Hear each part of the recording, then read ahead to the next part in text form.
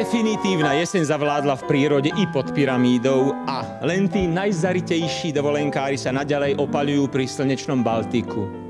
Vy, vážení poslucháči, však našťastie viete, kde je vaše miesto a preto i ja viem, že vás treba neodkladne srdečne privítať pri rádiopríjimačoch a tiež tu v hľadisku našej rozhlasovej domácnosti.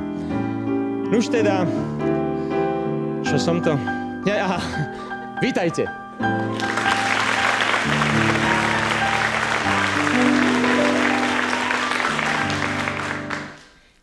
Čo tým chceš povedať, že aj tu pod pyramídou zavládla definitívna jeseň? Vieš dobre, že nikdy nikto nemá mať nič za definitívne. No, samozrejme, to je vlastne jediný dôvod môjho celoživotného optimizmu. A okrem toho, jeseň radšej nespomínaj, veď to poznáš. Zmena ročného obdobia, zmena počasia, bude chladno, slnko nezasvieti, možno sem nebodaj začne zatekať. Ale Peter, no tak, prečo hneď takto úvodom, tie tvoje povestné, tvrdé chlapské slova? No čo keby aj zatekalo, veď zachytíme. Vážení poslucháči, ctení prítomní, aktuálnu stavbárskú tematiku naniesol a nad vašou hudobno-slovnou pohodou bude celých 85 minút bdieť klavirista, hudobný skladateľ a priateľsky naladený človek Peter Breiner.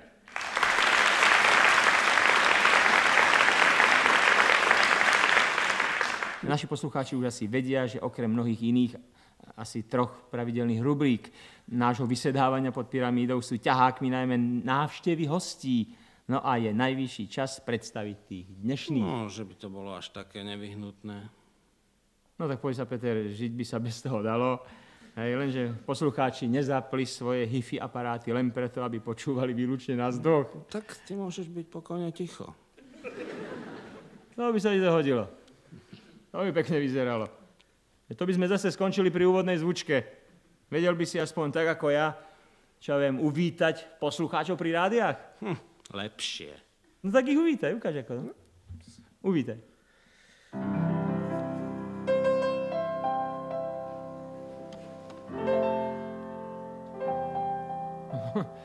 No, ty to takto myslíš, no.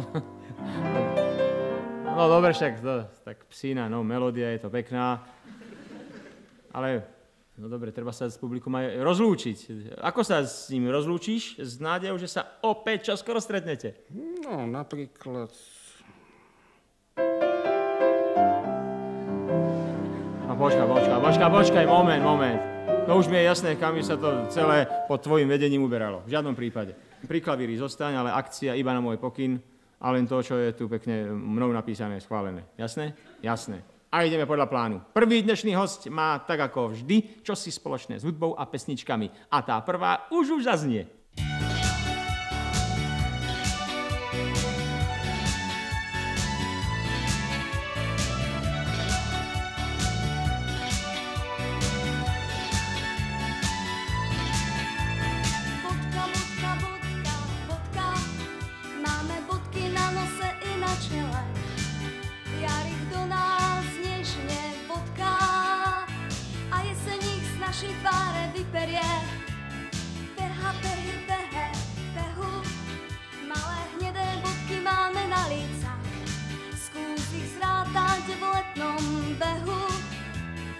Výsledok z celej sily zakričať. Behavé, na kolienky lietajúce po tráve. Hneváte sa na behy a možno pritom neviete, že v každej behe jeden pekný letný príbeh nájdete.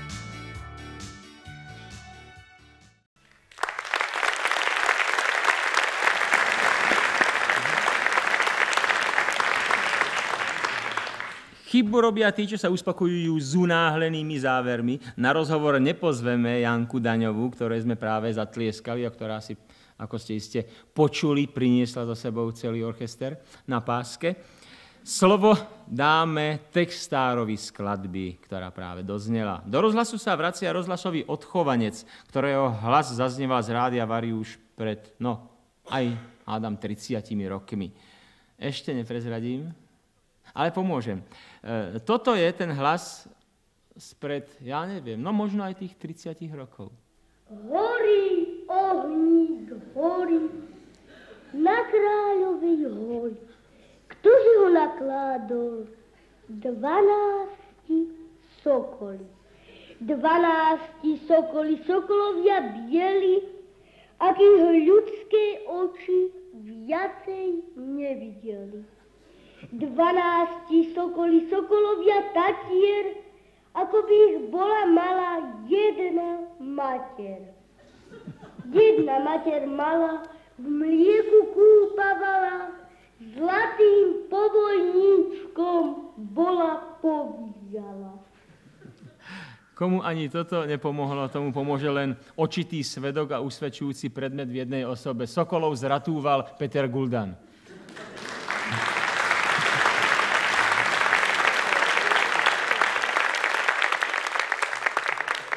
Vítaj, Peter. Bolo ti to, čo si počul, aspoň trošku povedomé? Koľko si mal vtedy rokov? No tak podľa môjho odhadu som mal asi 10 rokov. No, odtedy si hádam poriadne podrástol, hoci keď takto sedíš ani nevidno. Ja som taký malý, že dodnes neviem, koľko mám centimetrov. No tak hádam, taký dlhý meter vyrobili už. Ale môžem ti povedať zo skúsenosti, že ani takým krpcom, ako som ja, sa niekedy veľmi neoplatí vystrkovať hlavu z radu. Nakoniec poznáš tú príhodu, ako ma nedávno vylúčili z gymnázia. Počkaj, samozrejme poznám, ale podrobnosti musíš zopakovať. Bolo to asi pred 4 rokmi, vtedy ešte bol rozhlas na Leninovom námestí a ja som išiel do práce po Štúrovej ulici a išlo gymnázium. V dvojrade pekne. A bol tam jeden taký učiteľ, ktorý ich stále šikanoval, proste do dvojstupu a ja som mal kožúšok, takú čiapku, kufrík a stále ma do toho radu dával. A ja som poslúchal, až kým sme došli na Štúrovú ulicu, kde je Bajkal predajňa, to bolo pred Vianocami. Ural. Ural, pardon. To je jedno. Pohorie ako pohorie. Tam predávajú hračky, tak svojim deťom som chcel teda dať čo vybrať, tak som sa pristavil pri tom výklade a ma tak začal mykať za kabát do radu. Hovorím, počkajte, pozriem si tu výklad a potom pôjdeme ďalej. Čo to hovoríš? Do radu ti hovorím, do radu. Hovorím, ale počkajte, no hádam si, môžem pozrieť tu hračky. A keď už ma začal zaklopiť kabáta tak nejako veľmi mykať, tak som mu povedal čosi, čo nie je veľmi vysielateľné. A mi hovorí, ako sa voláš? Hovorím, Guldan. Z ktorej si triedy? Z 3. C. Vylúčený! Ale pointa došla až potom. O niekoľko mesiacov, a to si tiež pamätáš, sme robili besedu na MDŽ na gymnáziu na Bilikovej ulici, kde som rozprával túto príhodu. Bolo to pre učiteľský zbor, kde nastal obrovský smiech. A my sme nechápali prečo a potom došiel za mnou zástupca riaditeľa a hovorí, viete čo, my sme tento rok fakt jedného Guldana vylúčili. A ani nechýba, čo? Nie. No, ja ti dúfam ľúto, že si priamo v ten deň, keď ťa vylúčovali, nebol teda pri tej No to mi ľúto bolo, paráde. Ale ja som s tou školou ešte stále neprestal. Ja sa teraz pripravujem na písanie jedného detského seriálu z 1. triedy a od 1. septembra sedím v poslednej lavici 1. F triedy na jednej petržalskej základnej škole na Jakubovskej ulici. A keď som došiel do tej triedy, tak som tým deťom nahovoril, že tam idem preto, že som sa tak zle učil, že tú prvú triedu musím opakovať tým prváčikom. Došiel druhý deň, oni vstali pred vyučovaním, ako sa to patrí, a taký krpec, čo vedľa mňa sedel, hovorí, ty čo nestaneš? A najkrajšie sú potom tie také pouličné rozhovory, lebo ja tam blízko bývam, deti sa bicyklujú a hrajú a keď idem po ulici, tak si tak rozprávajú, že to je Ujo filmár. Sme tam boli aj niečo filmovať a ten druhý hovorí, čo si sprostý, to je súdruh učiteľ. A tretí hovorí, figu, to je môj spolužiak. No tak ono sa ti to vtipkuje, špásuje, keď nemusíš, keď to nemáš v pracovnej náplni, povedal by som. Ozaj, čo teraz nejak tak detailne robíš? Kuka. No teda, ako robím otca Kukovi. Ja som myslel, že odpovedáš Morzeovke. Tej televíznej bábke robím v hlavnej redakcii programov pre deti a mládež. Nedelné pásmo Poďte s nami. A musím povedať, že je to veľmi ťažká práca, pretože ten Kuko má 4 mamy, 4 redaktorky to robia a ja som jediný otec, ktorý tam je. A predstavte si rodinu, kde máte 4 manželky a jedno nezvládnutelné decko. A je ti podobný. Že? Čo takto rozhlas? No, chápeš, čo ti pripomenul, keď si takto po 1,5 roku zase prekročil jeho prach, či čo to tam máme? No, tak samozrejme, že variácie, robili sme to spolu 10 rokov a dobre vieš, že čo sme spolu zažili a čo sme si pritom aj užili. Vieš, že je kuriózne, že aj po tých rokoch, už 2 roky v rámci nedeľného zábavníka sa vysielajú úplne iné relácie s iným názvom a mnohí ľudia ich ešte stále nazývajú variácie. Ja som napríklad bol nedávno v papierníctve, som zháňal, tak aj my sme doma ľudia len. A tá predavačka mi hovorí, a pán Guldán, a čo budete vysielať v tých variáciách v nedeľu? No a tak máme.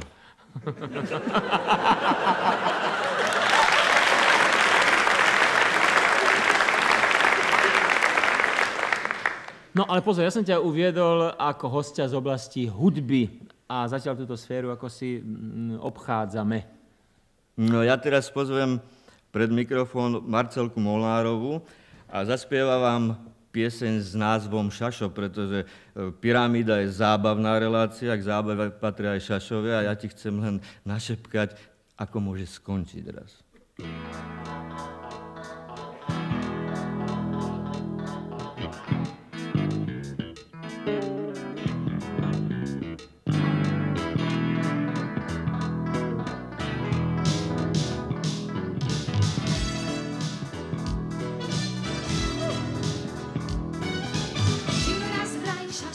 Prívlastkom dvorný. Denne kráľa obsypával formy.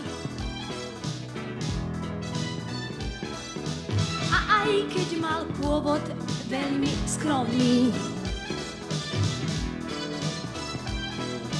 tak bol super šašom medzi dvormi.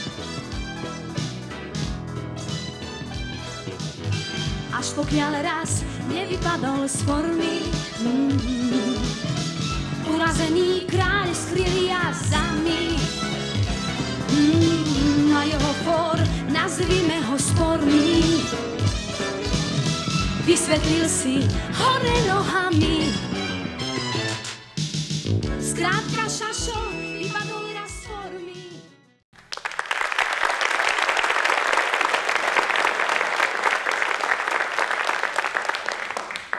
To sa ako medzi vami odborníkmi volá, keď má ten spevák nahraté a do toho spieva už? To sa volá polovičný playback alebo half playback. A možno, že počujete druhé hlasy, tak tam na tom podklade tie druhé hlasy nechávame, aby tá nahrávka znela verne, ale Marcelka naozaj spievala. No áno, no a keby sa aspoň zmýlila, vieš, hneď by to človek ako... Povieme v zákulisí pri ďalších pesničkách. Dobre, nech tak povie nejakú somarinu, aby bolo vidno, že aj ona je len človek.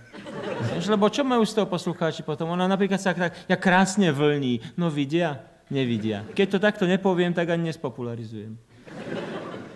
Ozaj, no tak prezrať, prosím ťa, ako si sa ty vlastne vôbec dobabral k tomu, že tvoje meno figuruje v záhlaví pesniček viacerých spevákov a hlavne speváčok pop music? Tak musím sa priznať, že to má na svedomí puberta. Ono veľa sa ani dodnes nezmenilo. Prvá gitara, samozrejme. Susedia mali obrovskú radosť. Som vedel 2 akordy, sedel som pod jabloňou na dvore a celý deň, asi 10 hodín som tam reval I love you, I love you, I love you. No, štávaš, ste mali jablon, si mol dovoliť. No, potom to dosť ovplyvnila éra Beatles. Pamätám si, že sme Takže chodili... Beatles až po tebe prišli? Až po mňa, áno. Oni ma trochu okopčili. Áno. Neskôr, keď som sa ako tak naučil hrať, začal sám pre seba textovať. Počuli to kamaráti, tak povedali, však choď s tým niekde. Choď s tým niekde, áno. Čo to? No a potom som dostal ponuku od Vlada Valoviča a VV systému a vlastne tým sa to všetko začalo. Ja som čosi počul o tvojich divadelných pokusoch, ktorí neboli neúspešné. No tak ako sa to vezme, oni boli tak striedavo úspešné. Tam vlastne potom začali také tie pesničky s tou vážnejšou tematikou, pretože malé javiskové formy narábajú aj s hudbou. Zdá sa, že máš nos. A hlavne nos na talenty, by som povedal. Niektorí z dnes už známych spevákov ti dokonca ďakujú za úspešný štart. Ozaj o Janku Daňovú zatiaľ Štajdl záujem neprejavil? Tak zatiaľ nie, ale začínam prejavovať záujem ja o neho. A čo povedal? Ja ešte neviem. Ešte neviem. No, nepíšeš len texty piesní. Viem, že z tvojej scenaristickej činnosti, a to vedia viacerí súvari, dodnes z pamäti verejnosti, najmä známe Bambulkine televízne dobrodružstva. Ozaj. A z čoho vlastne pramení táto tvoja záľuba v týraní detí? Ale no tak, hádam sa nemusí až tak povedať, ale je to tak pravda.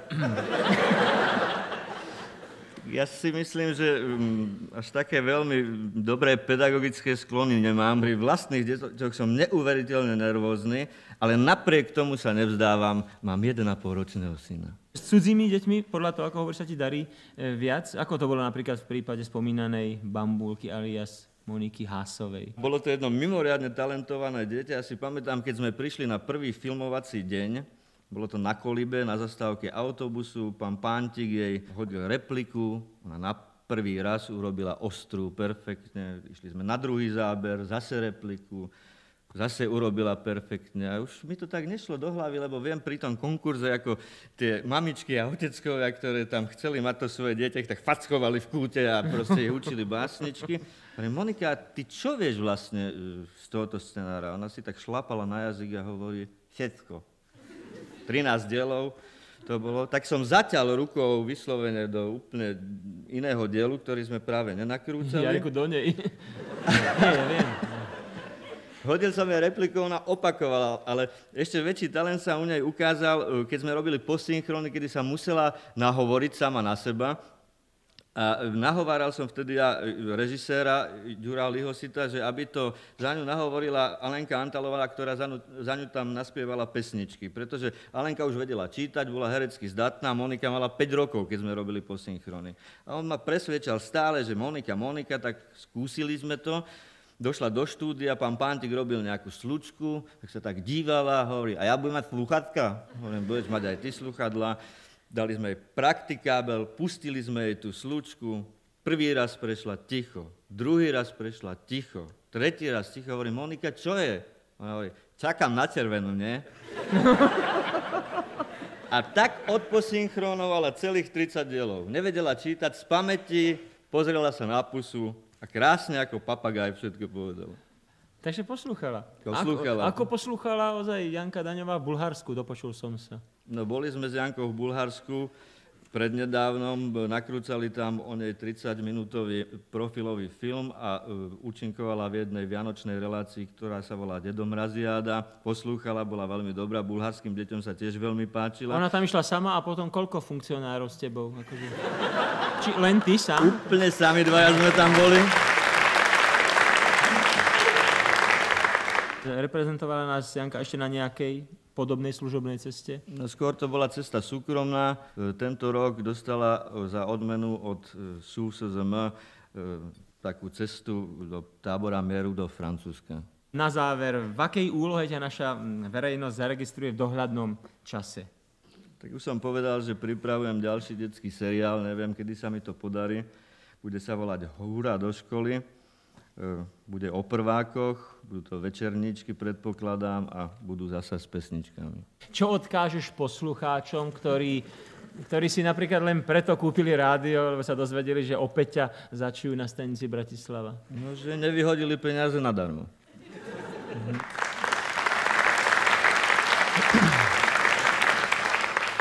A povedz to teraz úprimne, tešil si sa do rozhlasu? Samozrejme, že tešil, však som tu prežil okrem tých 10 profesionálnych rokov, ešte aj 20 takých tých detských, čo som tu zobral. Detská rozhlasová družina. A priznám sa, že som sa chvíľami ani dočkať nevedel. A ja okamžite a nečakane nadväzujem. Peter Guldan sa dočkal, navštívil nás, zažiaril a zlatý klinec na nás ešte len vyťahuje. Vyťahuješ? Dobre. Áno. V mene celého kolektívu širokej poslucháckej obce ďakujem za rozhovor Petrovi Guldanovi.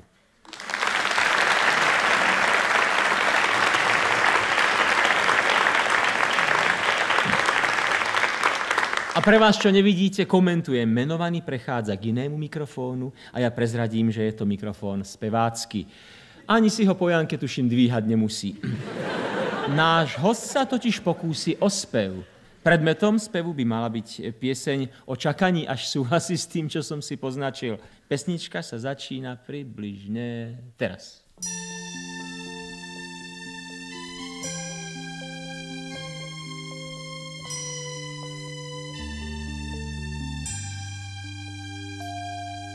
Pieseň o čakaní je celkom prostá.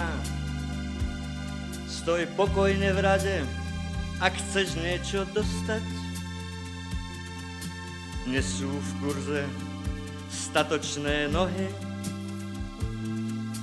Táto pieseň má ale aj ďalšie slohy.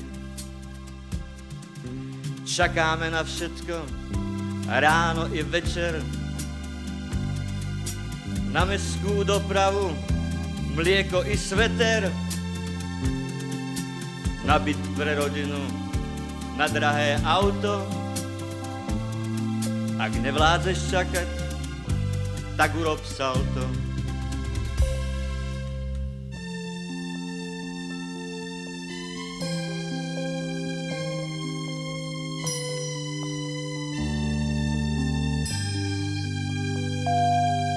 Dnes ráno som čakal pred úradom.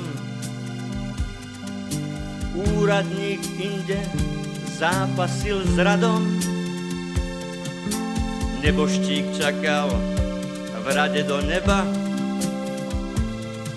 Keď prišiel na rad, tak čakal sám na seba. Možno vám v obraze hnev trochu zrní. Možno som podčiarkol sen nesplnený. Snáď som mal vyškrtať pôvodné znenie. Som tu a skromne čakám na odpustenie.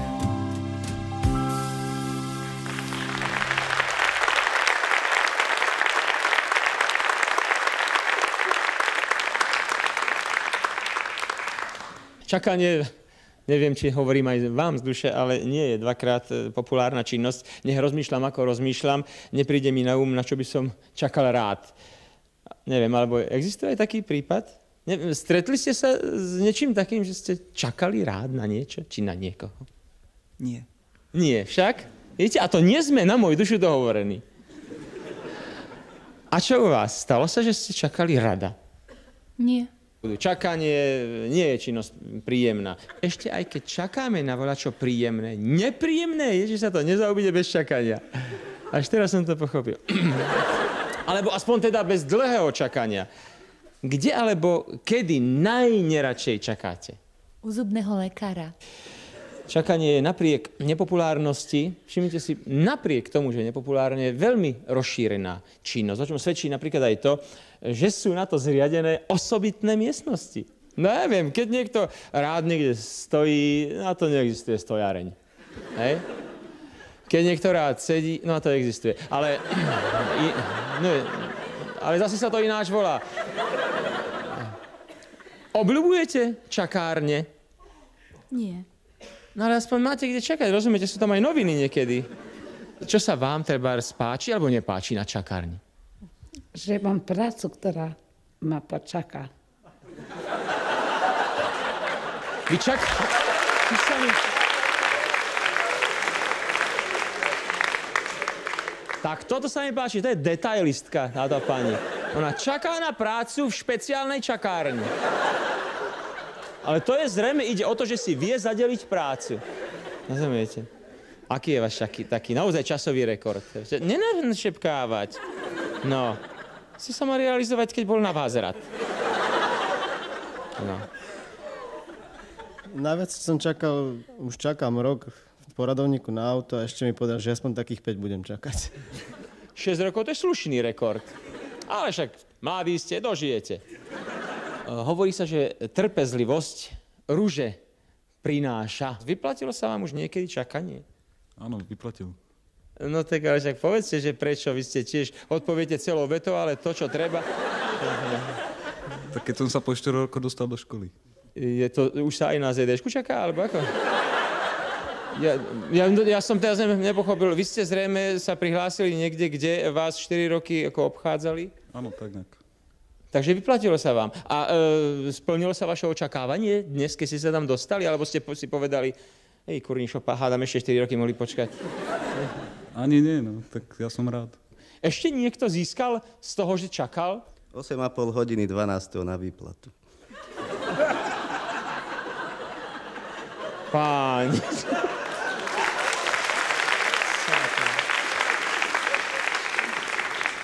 Aké meškanie ešte prepáčite svojej kamarátke? Koľko môže meškať? Tak tých 15 minút. 15 minút u vás je aká hranica? Kamarátka? 5. 5 minút stačí, čo? A potom kamarátka, nekamarátka? Z kandelábra dolu. Ako dlho budete čakať vy na dohovorenom mieste, povedzme na svoju vyvolenú? Ja takých študentských 20. Dámu sa zrejme nepatrí nechať čakať a ak sa nájde aj taký hulvát, koľko vy jemu tolerujete? Asi 5 minút. 5 minút? Maximálne? A to čo zhovievava. Koľko vy by ste povedali, že ešte si môže dovoliť? 10. 10 minút. Čakanie je napriek svojej neobľúbenosti zrejme natoľko rozšírený, že už existujú napríklad oficiálne čakacie lehoty. To sme si to už dopočuli. Na poli kvitne čakanka napríklad. Však strašne sa to rozšírilo. Robotníci neraz nerobia a čakajú len preto, že sa opierajú o čakany. Však. Dokonca sa z nás stávajú čakatelia. Robia ich z nás pochopiteľne tí, čo nám stále vravia, áno, už to bude, len počkajte. No a takými ste vlastne aj vy všetci, ak čakáte, že v týchto chvíľach by mala dostať priestor humoristicko-satirická tvorba zo zahraničia. Čakateľmi však práve v tejto chvíli prestávate byť, lebo v scénke sa naozaj schyľuje. Jan Solovič, hosť spred 4 týždňov, si vybral tvorbu Jaroslava Haška a redakcia jeho želaniu ako obyčajne rada vyhovela. V scénke Praveká opica prichádzajú vdýchnuť život herci Ivan Krivosudský, Eduard Bindas a Ľubo Gregor.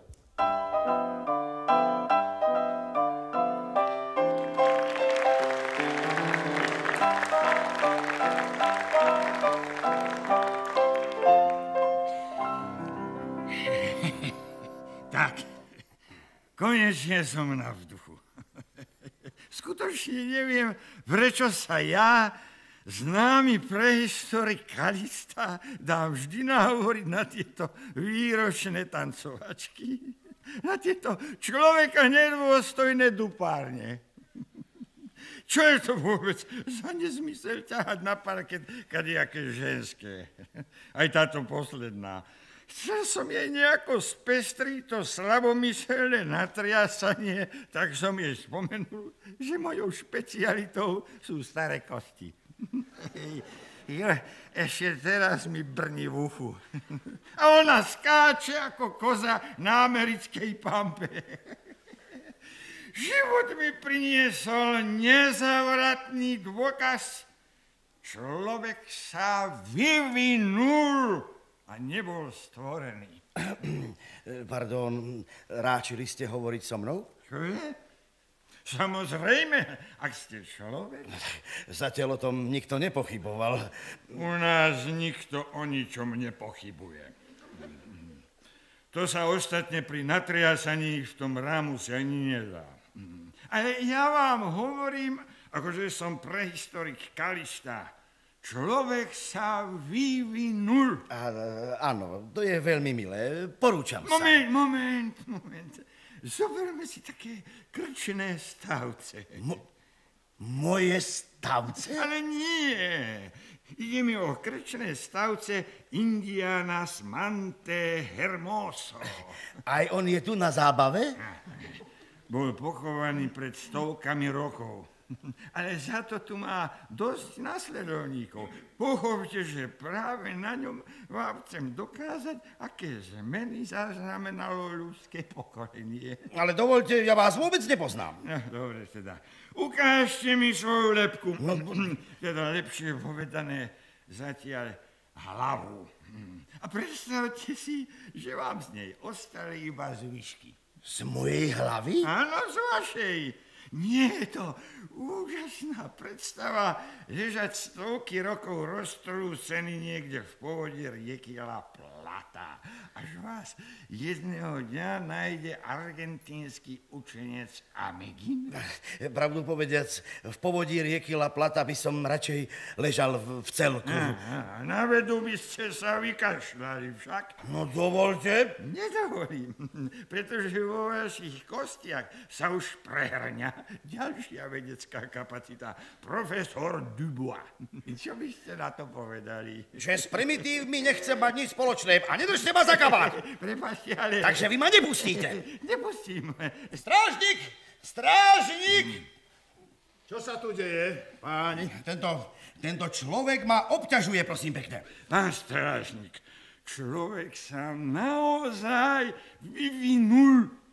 Predstavte si tú radosť vo vzdelanom svete, keď Haeckel našiel zbytky človeka, ktorému dá názov Homo stupidus, čo po našom znamená človek hlupák. No, tak toho hlupáka si nechajte, áno, aby vás to nemrzelo. No, nerážte sa mýliť, pán strážnik, to platí rovnako aj pre vás. Všetci sme sa vyvinuli postupne, etapovite. Na svete sa neobjavil hneď Homo sapiens, človek múdry, ale pred ním bol Homo stupidus, človek hlupák. No, tak myslím, že to už stačilo. Pôjdete so mnou. Veľmi rád. Keby som vás napríklad teraz hodil do vody, robili by ste rukami mimovoľné pohyby, ako keby ste chceli liesť po tyči. A prečo? Lebo vaši predkovia liezli po stromoch. Tak vy by ste ma chceli hodiť do vody? Veď sotva sa držíte na nohách. No, spíšeme zápis a potom pôjdete obaja so mnou. Výborne. Aspoň tomuto nevzdelancovi dokážete, kto je kto a čo s ním bude. No, tak teda, podnapité individuum. Vaše meno? Počujete? Pán strážnik chce vaše meno. Nie jeho, ale vaše. Aha, teda aj moje. Som profesor Kalista. Tak, Kalista sa snažil na verejnosti dokázať... Aj dokázal. Buďte ticho, áno. Prosím. Vy hádam toto individuum konečne presvedčíte. Teda snažil sa dokázať, že stráž vznikla nejakým vývojom z opice na Homo stupidus. Ale ja? Ja iba nemám rád tanec, nič viac. A že stráž sa z Homo stupidus až potom vyvinula na Homo sapiens. Čím tento... Čo ste to? Vedec. Čím tento vedec naplnil paragraf o urážke úradnej osoby. Pôjdete so mnou, pán profesor.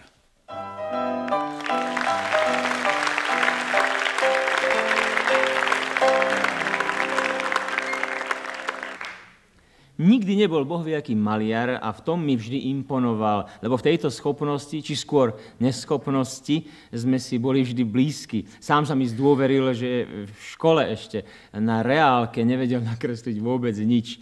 A tu zrada.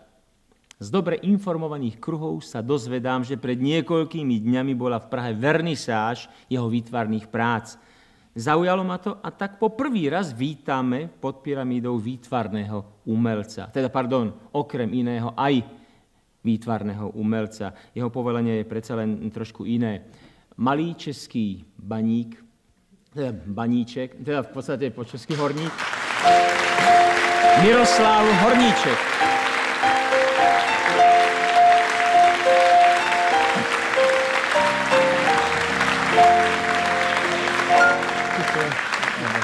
Dobrý. Vítajte u nás, majstre. Prezrate, prosím vás, poznania chtivým poslucháčom, čo je vašou doménou? Ja som vás tak trošku hovoril, čo sú to portréty, krajinky, zátiša, plátna, oleje, akvarel? Já jsem abstraktní malíř. Ano. Protože, jak už jste tady nanesl před mým příchodem, neumím nakreslit ani židli. Takže já jsem odsouzen k abstraktivismu. A to letí, ale... To letí. A František Nepil mě označil správně za alpinistu v malování, protože já do akvarelu kapu Alpu na nohy, francouzsky, což dělá neuvěřitelné efekty, a do voleomalby zase kapu různá ředidla. A oni vznikají takový abstraktní útvary, který já potom dodělávám různě, lepím do toho zase vystřížené fotky a tak. Takže jsou to kola. Je to kombinovaná technika, jak říkáme my výtvarníci. A ja som ešte postrehol, že vy výtvarníci často nerobíte to, čo napríklad u vás zvykom, že vzadu na tom ráme máte háčik na každej strane. To mám jenom já, protože ty moje obrazy, ať pověsíte jakkoliv, tak... Sedí to prostě. To má buď ze všech stran smysl, anebo ze žádný. Áno. Takže z každej strany to sedí. To je stejný. Aj keď to áno, visí teda. Pri zbežnej prehliadke vášho bytu som objavil ešte jednu vašu zberateľskú záľubu. Viete, o čo ide? Já mám ještě takové sbírky dřev a kamenů. Já sbírám přírodniny. A že tam nie som, keď tie dreva... Já tam mám starší dřeva jenom. Aha. Takhle mladý ještě bych to ještě pracuje. No, že by som sa pretrhol.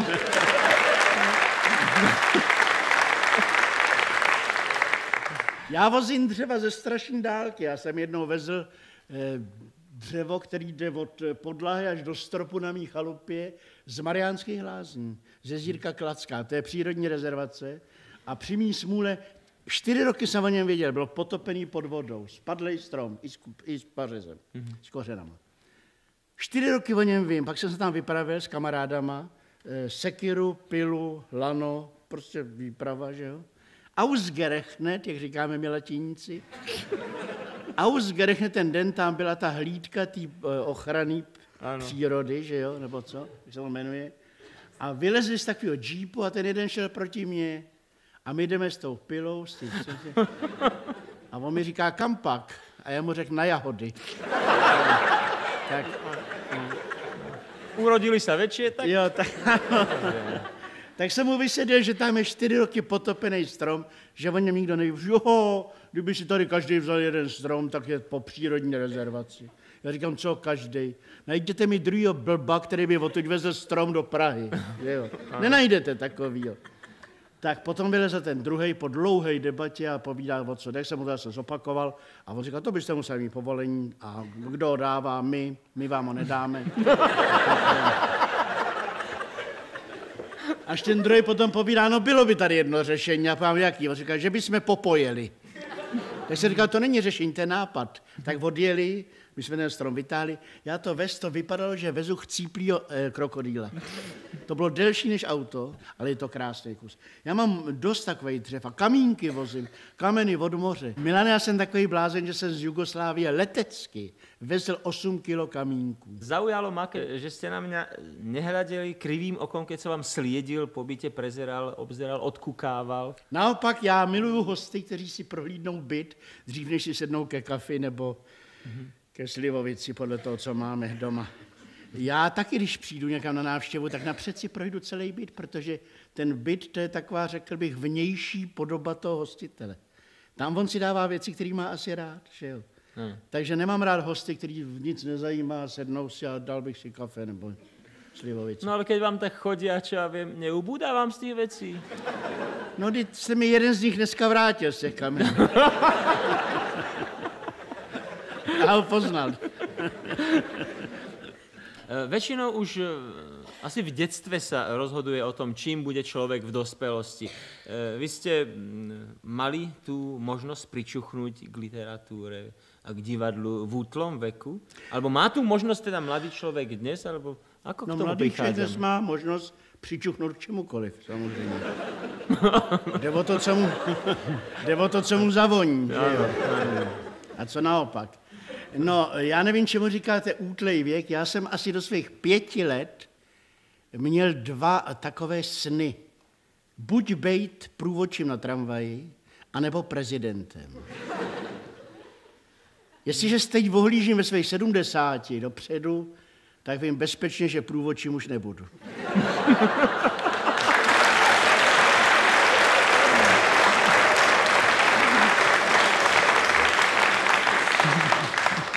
Väčšina slávnych ľudí, teda takých, čo niečo pozoruhodné vytvorili, vošli do dejín a majú aj krásny náhrobok, však teda ešte zatiaľ a také veci.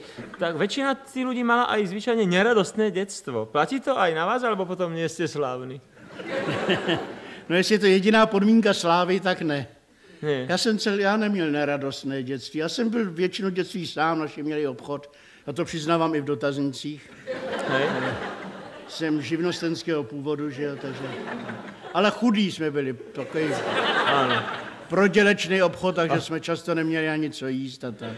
Akurát z toho obchodu, čo ste si... Tak, co jsme... No ne, my prodávali látky. Já od dětství po sametu zvracím. No, poďme hádam k inej látke na rozhovor. Detstvo je totiž jeden mantinel, poďme k tomu druhému.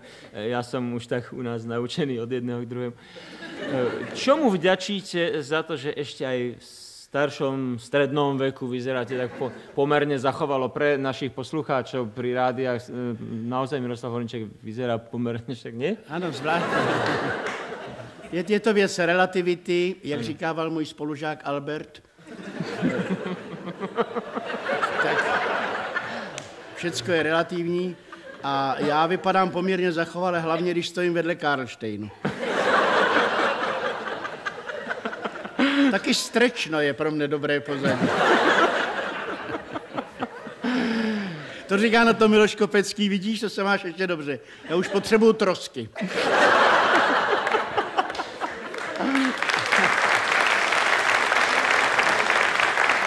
A přitom on je o 4 roky mladší než já.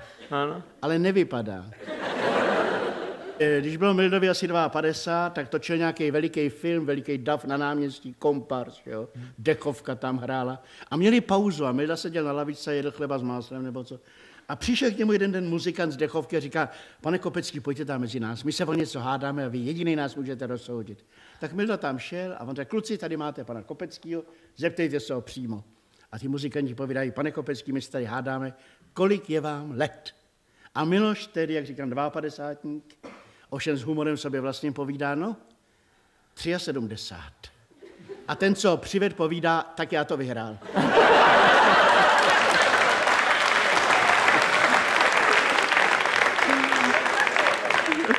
To je pro každýho šok, ale pro Mildu mrtvice. Podľa toho, ako naozaj vyzeráte, podľa mňa tomu dosť pomáha aj, myslím si, že starostlivá údržba kompletného organizmu. Teraz nehovorte, že nie. Túto funkciu veľmi precízne vykonávajú jednak, podľa mojich informácií, starostlivá manželka, jednak Československé štátne kúpele, letoviska, však podobné zariadenia rekreatívneho typu, na ktoré vy veľmi dáte, to viem z knižiek a čo vás ohovárajú. Je to pravda, alebo prostě ste taký typ, že prostě... No tak máte pravdu s tou manželkou, ta je starostlivá skutečně, někdy moc. A ty koupele, no já jak stárnu, tak si přidávám léčebné pobyty. Teď jezdím na jaře vždycky do Velkých Losin, kde se řeší celková tělesná sešlost. Jak vidíte, marně. V červenci jezdím do Mariánských Lázní, pravidelně už 26 let. Srpencem na chalupě a v září jezdíváme s balneou, takový zdravotní, prodloužit si léto. Áno, a to, že každý rok tam chodívate, ja napríklad viem, že normálne, keď chodíte cez tú nemocensku, to sa dá len každý 3. rok. Alebo vy nie ste veroha? Ne, ja.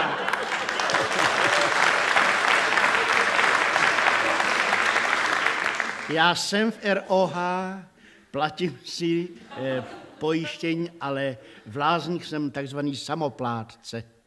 Aha. Jo, jestli ten termín znáte. Ano. Takže si to člověk zatáhne prostě, no. Ano, no však. A nemá výčitky vůči revolučnímu odborovému. A na takýchto miestach sa iba rekreujete, alebo aj tvoríte? To je různý, tak já si tam vemu sebou psací stroj, nebo fotografický aparát, nebo papíry a tak někdy, když prší, tak něco píšu, ale hlavně se rekreuju.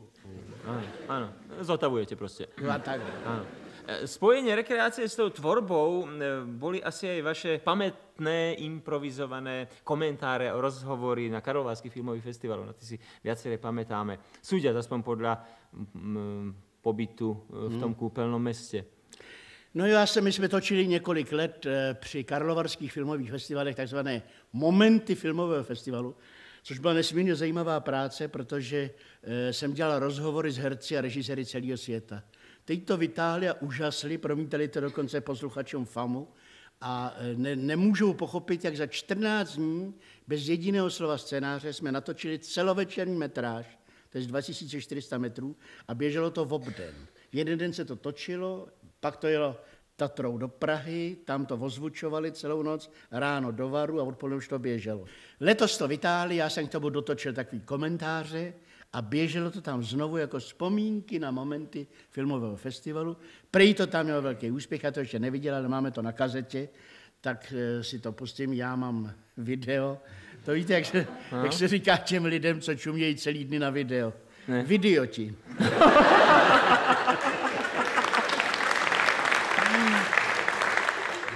No, návštevu v našej rozhlasovej domácnosti, dúfam, tiež pokladáte za takúto záležitosť rekreatívneho typu. Napriek tomu, že tvoríte, ale predsa len posediačky, bez stresov, pokojne, aj vyvetrané máme. Akorát víno, že nemáte.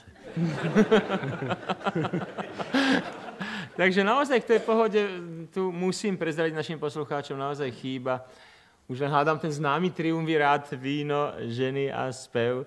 No to prvé my tu zásadne nepropagujeme. A veď potom si môžeme dať. Nie? Ženy takovou paměť zase nemám.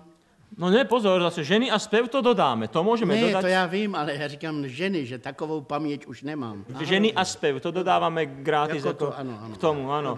A to zásluhou našej ďalšej pesničky Petra Guldana. Takže nech sa páči, užívajte si.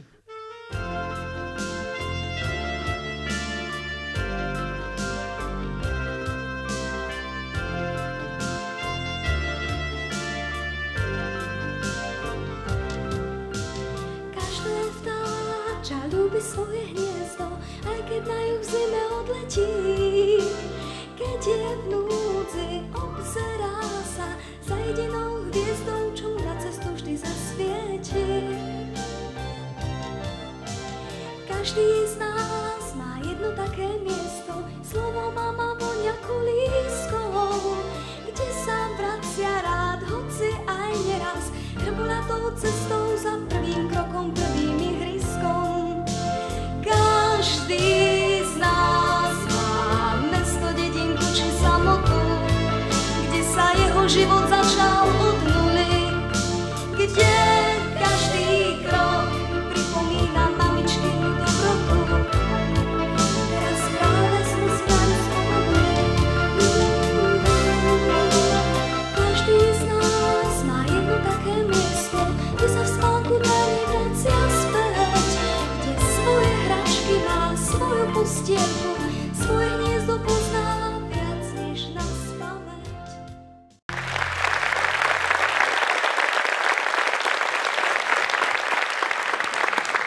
Aký je váš názor ako nezainteresovaného na pogrom pod názvom Šanca pre 3 milióny? Program. No, on říká pogrom, správně jako kuřák. Já? Jaký pak říkáte neangažovaný? Teď já tu Šanci v rozhlase vedu. Áno. Já už tam půl roku každý pondělí mluvím v Šanci pro 3 miliony. A na které jste straně? No tak jako jsem v malířství odsouzen k abstrakci, tak tady jsem odsouzen k nekuřáctví, protože já ani neumím kouřit. To ja hovorím zase tak humorne, som si vymyslel, viete, že to mi neprekáže, že oni ako fajčia a tak, a keby ťahali, ale nevypúšťali. O tom ide. Nech potom večer prídu domov a vypustia všetkými otvormi. Áno, to je pravda. Viete, dá takú malú miestnosť, potom ráno zase prídu, zase to nasosajú od seba, viete, a idú do života.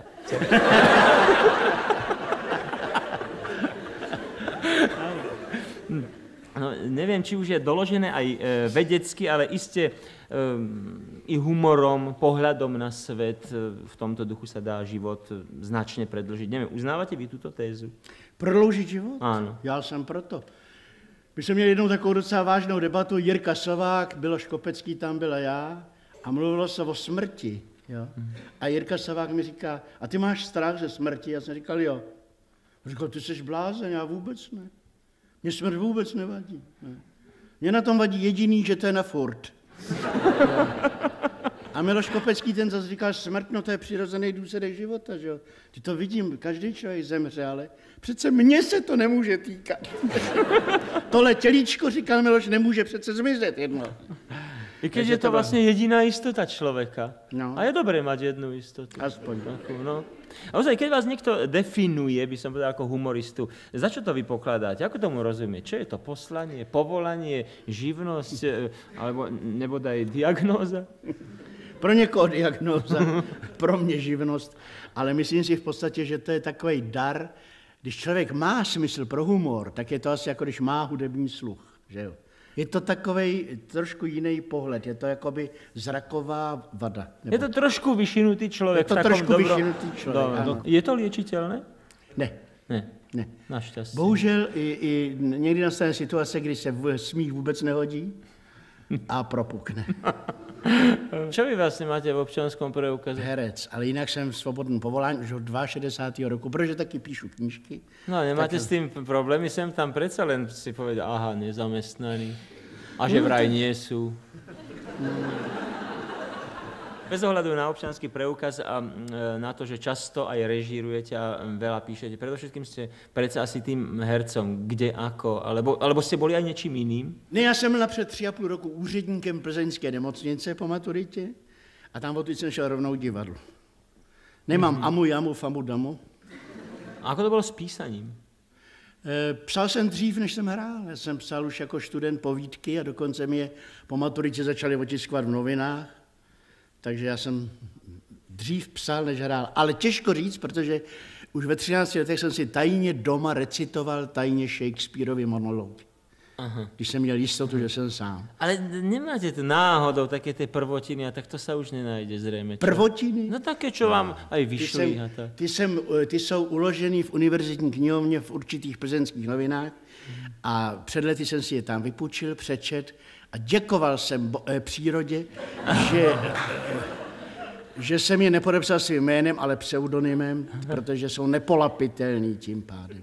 Každý z našich hostí, totiž z oblasti hovoreného slova, sa zvykne prezentovať ukážkou z vlastnej tvorby. No a na čo tajiť, je tu tá chvíľa? Byl jsem varován, tak jsem si přinesl takovou povídku, která... Byla to první povídka, která na mou osobu soustředila pozornost Jana Vericha, když hledal nového partnera, svého starého maje v jiném městě.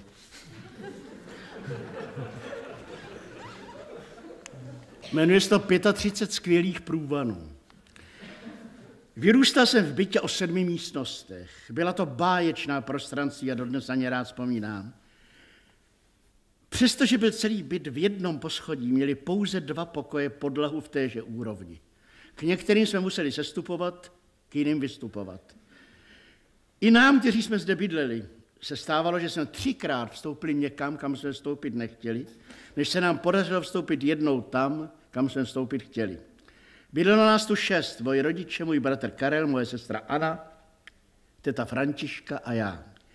Teta Františka byla velmi stará, drobná osobička, která většinu času trávila chůzí. Procházela bytem, pomalu otvírajíc a zavírajíc dveře a našlapujíc opatrně na špičky svých prastarých černých střevíčků. Také ona však se, přestože tu už bydlela 70 let, někdy zmýlila ve dveřích. Slyšeli jsme pak, jak padá ze schodů a jak sama na sebe potichoučku řve. Náš příbuzenský vztah k tetě Františce byl dost nejasný. Říkali jsme jí všichni tetičko, ale nebyla tetou žádného z nás. Občas večer se pokusili tatínek s maminkou zrekapitulovat ty rodové souvislosti, ale nikdy nikam nedospěli. K takovým hovorům nebylo dobré přizvat tetu. Měla sice výbornou paměť a znala mnoho jmen a dat, ale svými přesnými a složitými postupy docházela k podivným výsledkům, jako tenkrát, když dokázala mému otci, že je zemřelým švagrem jejího bratrance. Otec se tehdy velmi polekal a od té doby se řešily tyto otázky jen v tetině nepřítomnosti. Otec mýval i jindy strach z tety Františky. Chodíval někdy v roztržitosti z pokoje do pokoje, aniž věděl, co hledá a kam jde. A tu se mu zdávalo, že tetu, která tudy rovněž chodila, vidí na 2 i více místech současně. Teta byla dobračka, snažila se nebýt na obtíž a my jsme respektovali její představy o klidu, pokud je to schopná rodina se 3 dětmi. Také v případu z 35 průvany jsme se snažili, můj bratr a já, řídit se jejími pocity. Je samozřejmé, že v bytě, jehož otvory vedly do všech světových stran a jeden dokonce vzhůru, byl často průvan. Když se nám to zdálo fantastické, představte si, že při otevření jistých dveří v jistém pokoji bouchly vždy tytéž dveře v pokoji velmi vzdáleném. A že při každém otevření kuchyňského okna spadl z poličky v otcově ložnici velký cínový talíř. Jednou jsme se tedy já a můj bratr Karel rozhodli tu věc prozkoumat a myslím, že se nám to podařilo. Věnovali jsme tomu celé 3 dny, kdy ostatní rodina odjela na venkov. Sestavili jsme základní plán a začali s pokusy. Došli jsme posléze k 35 průvanům, které jsme označili čísly. Stali jsme se pány bytu. Mohli jsme jednoduchým a přesným manévrem kohokoliv vypudit z kterékoliv místnosti. A několikrát se nám podařilo předčasně zlikvidovat nevítanou návštěvu. Rodiče ani sestra neměli o té věci tušení, ale tetě Františce jsme se svěřili. Svěřovali jsme se jí se vším, neboť byla obdařena onou báječnou schopností některých velmi starých lidí, schopností chápat lidi velmi mladé. Předváděli jsme jednou v nepřítomnosti rodiny svých 35 průvanů a ona, ucpavši si uši vatou, pobíhala s námi po bytě a sledovala naše výklady i ukázky jako návštěvník hradu tvrzení průvodcova. Ukázali jsme jí složitou 23, při které postupně bouchne patero dveří. 8 schazující otcův cínový talíř. 19 vždy plnou prachu a sazí i jemnou lyrickou 13, vzdovající záclony všech oken jako křídla velkých bílých ptáků. Teta Františka neměla ráda průvany. Nelze jí to zazlívat, nikdo je nemá rád, ale teď je sledovala jako něco živého, jako poslušné síly, jako nadané bytůstky tančící podle našich příkazů. Zvláště pak si oblíbila 11, která prý připomínala její jediné prázdniny na riviéře. Tato její účast našimi průvany dojala naše srdce, nikdy jsme jich nepoužili proti ní, ba naopak, vždycky znovu jsme s ní sedávali v tom vlahém průvanu číslo 11 a ona s očima plnýma stezku nám vyprávěla o projížďkách bílými čluny a o zahradách nad pobřežím. Později jsme nabyli ke svým průvanům vztahu ryze osobního, zbavili je čísel a obdařili jí jmény. Byl tu hřmotný, ale dobrosrdečný Brutus, děsící tatínka. Byl tu plíživý a potměšilý Fabián, vyhánějící sestru od klavíru.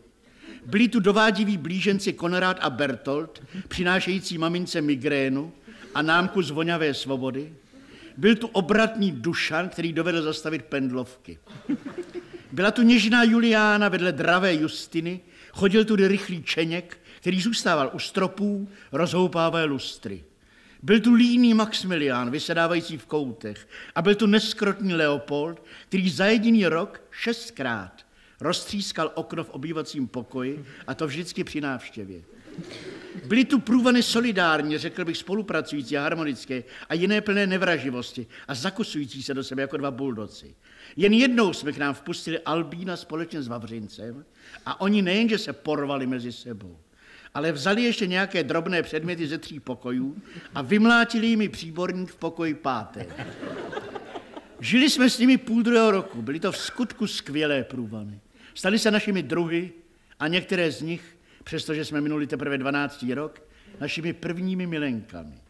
Byly zapsány v notesu mého bratra, v nádherném notesu s kovovými deskami, a vzpomínka na tento notes, neváhám říci, že v něm byla uložena podstata našeho dětství, mě dojímá dodnes. Byly tam zápisy o některých našich činech, recepty třaskavin, plány nedostupných míst, protokoly o jistých chemických procesech, 3 tajné abecedy, postupy kouzel, systémy složitých uzlů i obrysy zvířecích stop. Všechno o našich průvanech, jejich jména, vlastnosti i návod k jejich vyvolání. Všechno, čím jsme žili, oblaka i skály, bezjedný svět těch požehnaných roků. Jednoho dne přecházel můj bratr po mostním zábradlí dosti vysoko nad řekou. Bylo to uzonké železné zábradlí a on v kalhotách, kabátu a v botách, v čepici spadl do vody. Věděl jsem, že řeka je v těch místech dost hluboká, zůstal jsem proto klidný. Lidé na břehu se však polekali.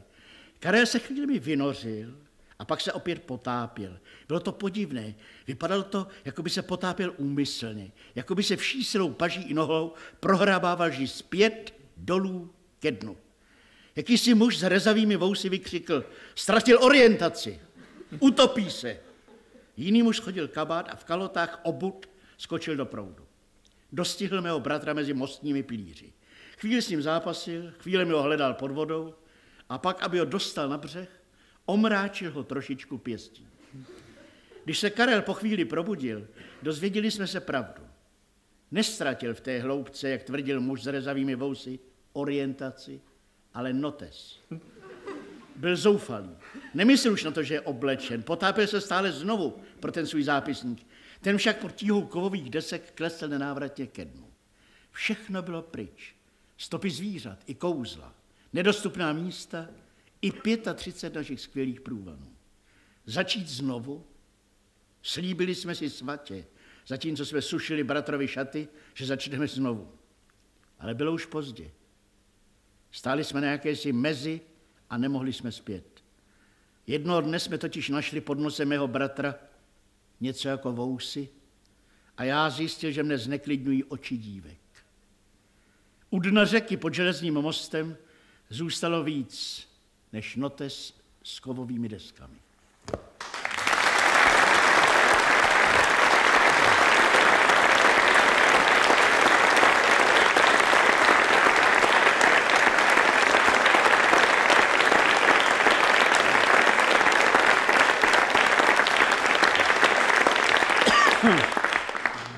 Pani Biela, ktorú som tu už letmo spomenul, je nielen vašou starostlivou manželkou, ale i vašou poradkyňou, manažerkou, skoro by sa dalo povedať. Pripravte sa na háklivú otázku.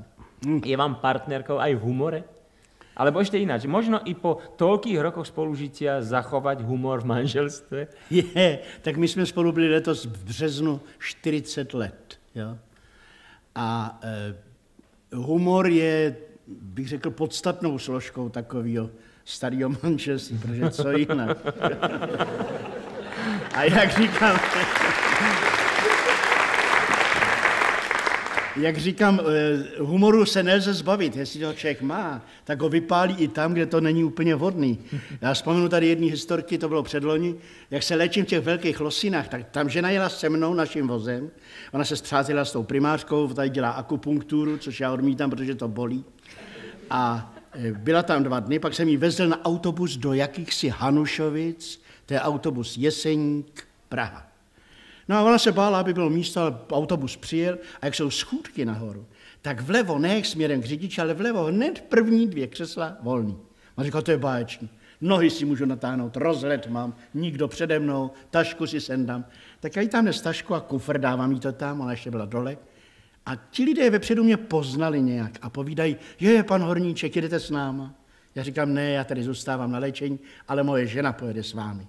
No a ona nastupovala a oni s takovou moravskou příšerností zdravili, dobrý den, paní Horníčková, vítáme vás, paní Horníčková, a to, takový byli jako milí, srdeční, že? A my se loučíme a ona říká, podívej se, teď budeš 3 týdny sám tady v těch losinách, že? V těch lázních. Já mám jednu jedinou prosbu. Prosím tě, jezdi opatrně. Ty si dneska ty zatáčky v těch horách bral tak, že jsem trnul. A ty lidi kolem se usmívali, byli takový dojatý, jaká je pečlivá, že? Tak se dívali stranou a smáli se tak jako a to. A loučíme se a jí povídám, podívej si, ty budeš tady taky 3 týdny sama v Praze. A já mám taky jenom jednu jedinou prosbu. Přestaň pít.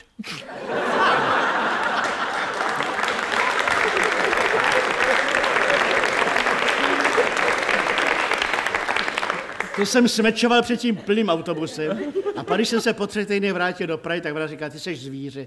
My měli v Hradci Králový půl hodiny pauzu a já se styděla jít na malej koňak. Takže takhle někdy mezi námi padne humor, ale většinou ho plodí ona doma. Já jsem doma takový zarytý stař. Co považujete za svoje největší životné štěstí? Největší životní štěstí, že se mi dařily změny v životě. Já jsem začal ve velkým plzeňským divadle, což je opravdu takzvaný kamenný divadlo. Pak jsem šel do Malého Větrníku, ještě do menšího divadla Satyry. Tam odtud, když bylo končeno, tak jsem šel do Národního divadla, to je naproti kavárně Slávy. Tam po 6 letech si mě vyzvedl a vysvobodil Jan Werich. Takže jsem najednou skoro 6 let dělal s Janem Werichem. Tam odtud zase do Semaforu. Takže já jsem nikdy nemířil jenom vzhůru.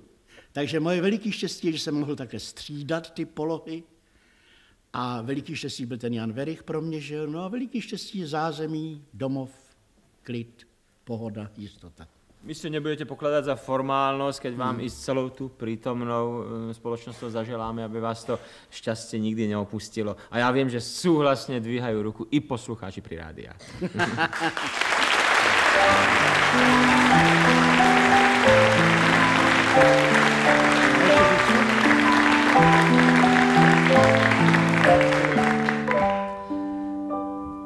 Samozrejme, to, že ste nesklamali očakávanie, ešte neznamená, že nás musíte opustiť.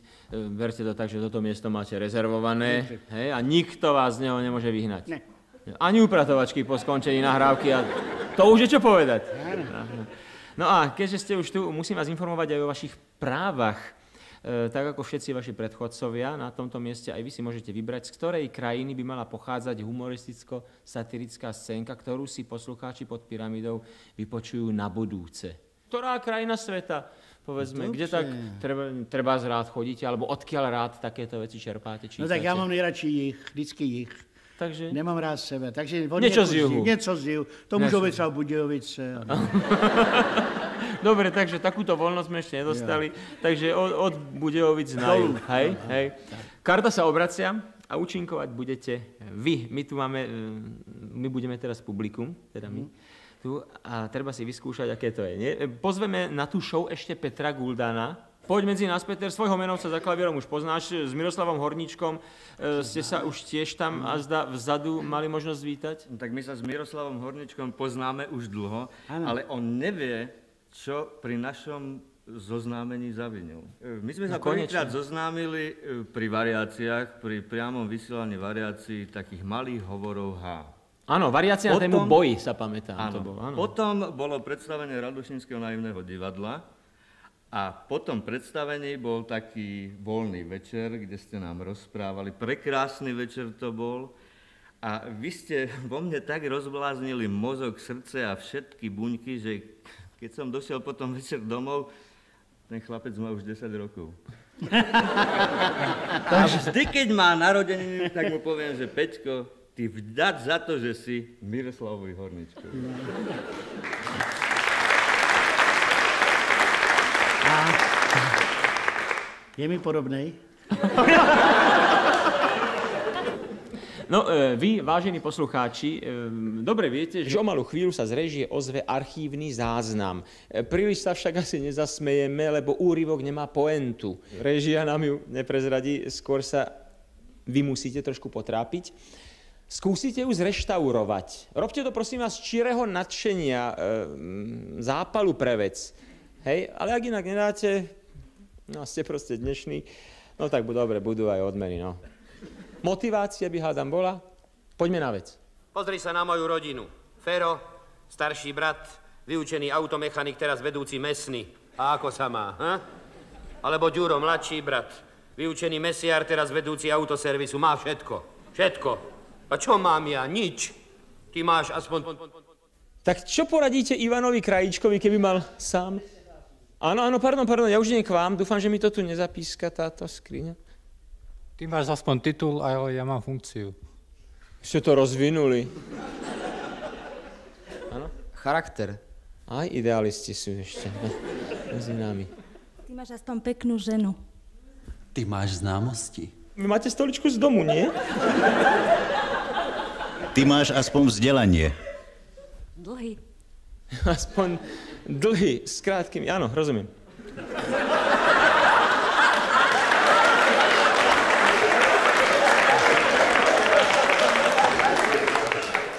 Ty máš aspoň? Ty máš aspoň dobrú ženu. Fantáziu. Ty máš aspoň podmienku. Podmienku.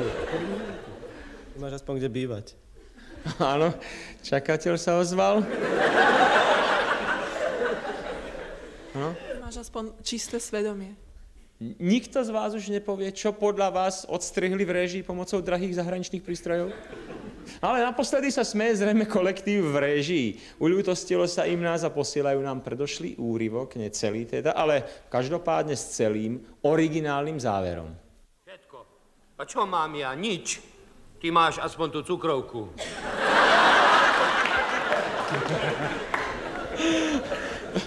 A čo teraz? Výsledok je jasný, teda aspoň našej odbornej, alebo neviem akej porote. Musíte sa ešte poradiť, alebo dáte špekulácie bokom a prezradíte, koho obdarujete? Žiadna diagnóza neodznela. No tak dobre, ale možno bolo niekedy aj lepšie ako pôvodne. Ale mne sa najviac páčil ten charakter, lebo to sa dnes veľmi nosí. Dobre? No, to by som schválil aj ja svedomie a charakter, že si vôbec na to spomenuli. Že takový slova vyhynuli. Áno, vôbec, že ovládajú cudzie slova. Svedomie, charakter. Zabrdli do sci-fi proste. Áno. Ľudia. Takže to svedomie a charakter vy navrhujete? Jo. No, to je prvý raz, čo konečne svedomie a charakter dostane nejakú odmenu. Viete?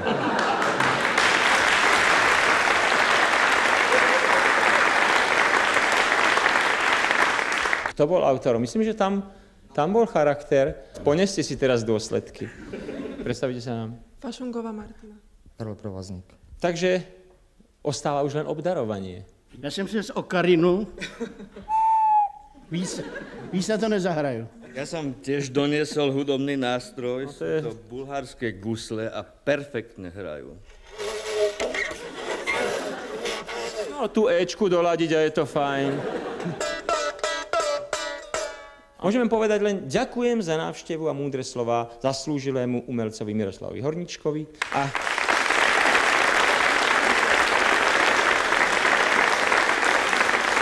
rovnako len samé úspechy želáme Petrovi Guldánovi.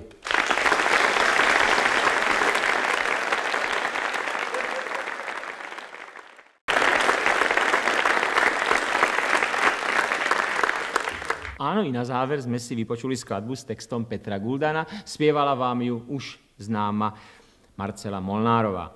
Vážení poslucháči, milí prítomní, aj tá najobrátenejšia pyramída má svoj koniec. Lepšie povedané svoju záverečnú hodinu. No a tá dnešná udrela práve v tejto chvíli. Nie, že by som vás chcel vyhadzovať, ale povedzte, čo tu budete. Peter, i my ostatní odídeme. No dobre, veď aj bez nás sa dá, však lenže potom tu zhasnú a zamknú. Dokonca vypnú aj mikrofóny, takže poslucháč sa už nedozvie, ako vás pomaly, ale isto opúšťa humor. Mám lepší nápad, teraz sa v pokoji rozíďme, vy pri rádiopríjimačoch sa nedožadujte prídavku, no a príďte zasa o 4 týždne. Pyramída vás nesklame ani v nedeľu 30. októbra. Ak ju pravda nezabudnete hľadať na stanici Bratislava. Dovidenia, do počutia.